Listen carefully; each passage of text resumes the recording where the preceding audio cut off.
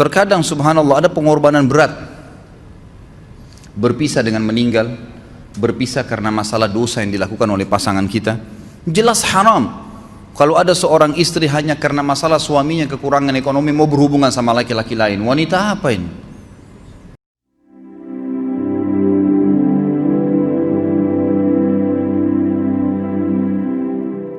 Sebelum salam ditulis, maaf Ustaz, tema yang lalu.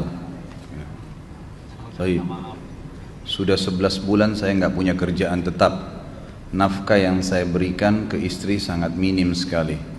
Keluarga istri meminta saya untuk pisah. Akhir-akhir ini istri juga sudah tidak tahan.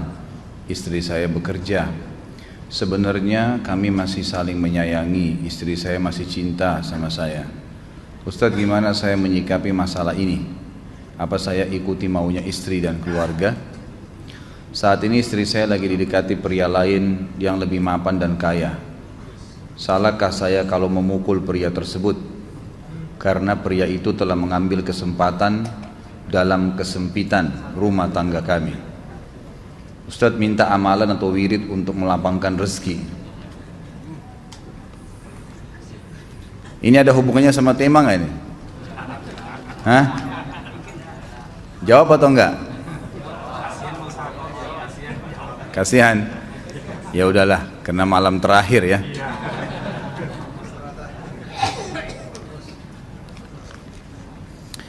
Yang pertama sekali, saya menyarankan Anda saran dari laki-laki ke laki-laki. Prinsiplah, dan jangan merendahkan diri di hadapan wanita. Maksudnya begini, pada saat seorang wanita yang menjadi istri Anda membutuhkan Anda, tunjukkan kebutuhan kita 1000 kali daripada dia. Dia sayang, dia perhatikan, dia siap berkorban. Kita harus 1000 kali lebih hebat daripada itu. Laki-laki memang penaung. Tapi kapan dibalik? Kalau saya pribadi, kapan dia tidak butuhkan, menunjukkan kebutuhan, saya 1000 kali tidak butuh sama dia. Untuk apa Anda merendahkan diri di depan seorang wanita yang kalau memang dia tidak bisa menjadi seorang istri? Karena kapan wanita sudah menyombongkan diri di hadapan laki-laki, tidak akan ada wibawa sama sekali. Ini poin dulu dalam pembukaan. Dan selalu saya sarankan siapapun ikhwah yang minta saran saya dalam masalah rumah tangga, yang paling pertama ini saya ucapkan, saya bukan menyuruh Anda menjadi keras, bukan. Tapi saya mengajak Anda untuk punya prinsip dalam hidup. Wibawa, pemimpin rumah tangga. Dibutuhkan kita butuh, tidak dibutuhkan ya sudah. Masih banyak gantinya. Dia mau ganti laki-laki lain, silahkan, ahlan wa sahlan, silahkan. Allah akan gantikan penggantinya yang lebih baik. Dan itu harus bisa kita punya prinsip. Memang begitu. Kalau ini kita terapkan dalam kehidupan kita, kita akan sangat mudah hidup. Terkadang subhanallah ada pengorbanan berat. Berpisah dengan meninggal, berpisah karena masalah dosa yang dilakukan oleh pasangan kita. Jelas haram. Kalau ada seorang istri hanya karena masalah suaminya kekurangan ekonomi mau berhubungan sama laki-laki lain, wanita apa ini? Cinta itu pengorbanan, kasih sayang. Bukan hanya pada saat mampu kemudian disayang, pada saat tidak mampu kemudian ditinggal. Subhanallah.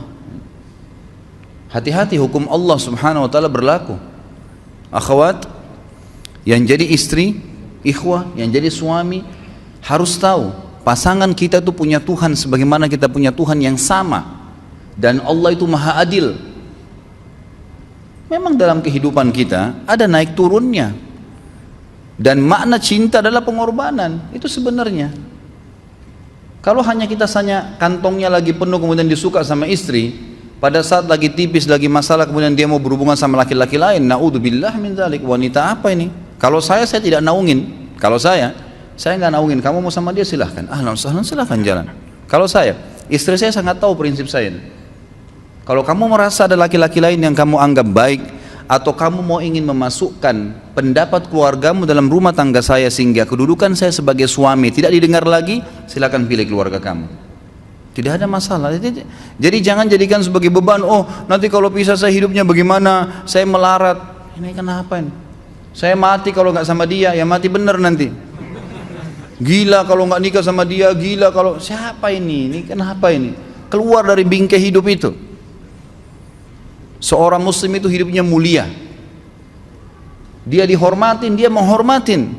Dia dihina, tinggalkan. Allah SWT tidak menyuruh kita menghinakan diri, tidak boleh. Kalau wanita ini misalnya, istri ini yang dikatakan tadi masih mencintai suaminya, dia hanya sekedar minta kerja, ya, garis bawahi kalimat ini ya, dia hanya sekedar minta kerja untuk membantu nafkah rumah tangga, ahlan wa sahlan, jempol, nggak masalah, bagus itu, sampai suaminya mapan, itu baik. Tapi dalam kondisi masih status istri punya hubungan sama laki-laki lain, naudzubillah min dzalik, mana ghirah, mana kecemburuan positif yang telah Allah pelihara dalam diri kita, nggak boleh. Pada saat seorang sahabat pulang ke rumahnya mendapatkan istrinya selingkuh dengan laki-laki lain, tidak disebutkan apakah berhubungan biologis atau tidak, tapi yang jelas sahabat ini sampai kaget, masuk ke rumahnya temukan ada laki-laki lain. Dia bingung mau lakukan apa. Dia pergi ke Nabi SAW lalu berkata, ya Rasulullah, saya pulang rumah istri saya lagi sama laki-laki lain. Maksudnya dia pandu saya harus buat apa nih? Apa yang terjadi? Subhanallah, Sa'ad radhiyallahu anhu, sahabat Nabi mulia, menghenuskan pedang mengatakan, ya Rasulullah, kalau terjadi pada rumah tangga saya akan penggal dua-duanya.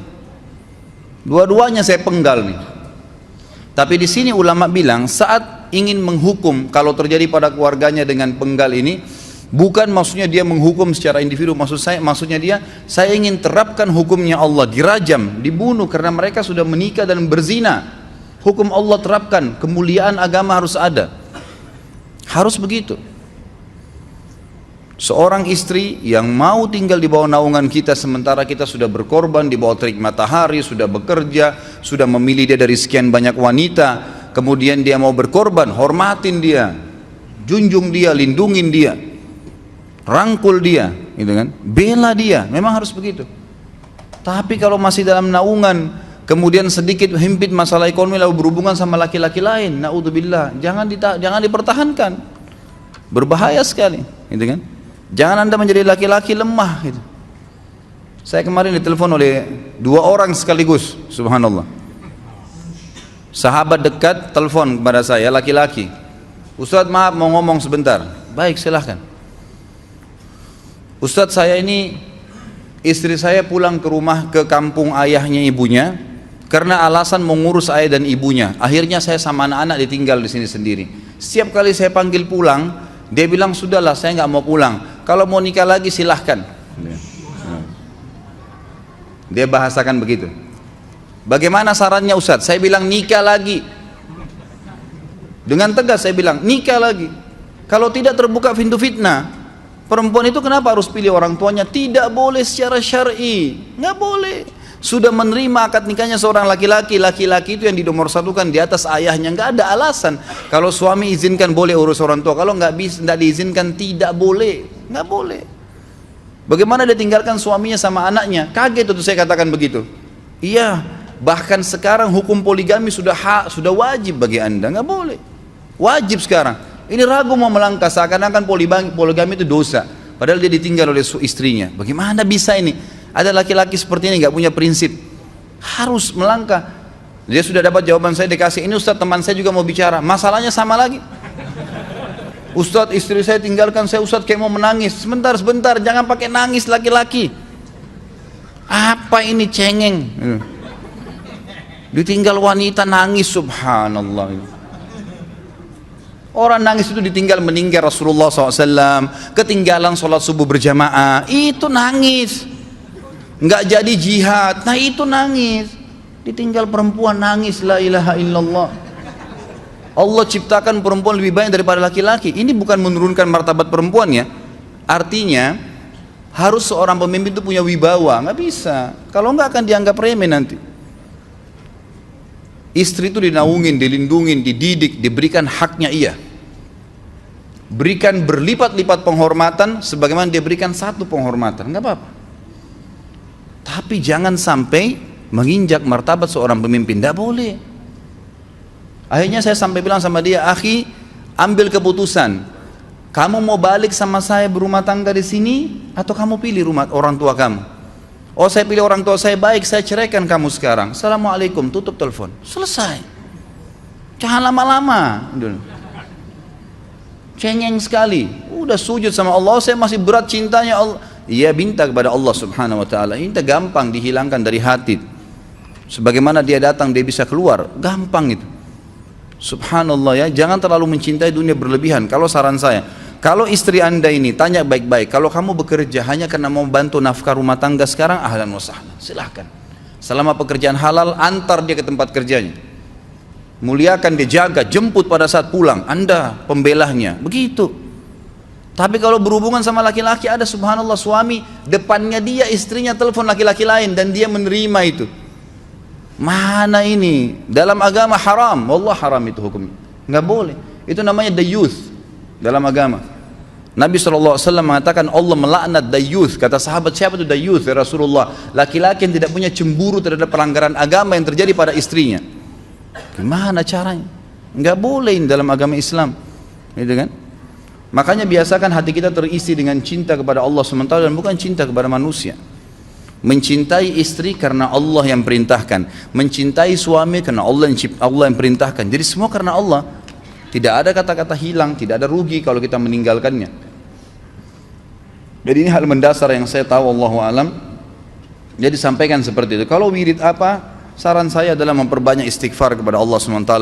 Gunakan momen musibah itu sebagai kesempatan untuk mendekatkan diri dengan Allah Subhanahu wa taala. Begitu ya.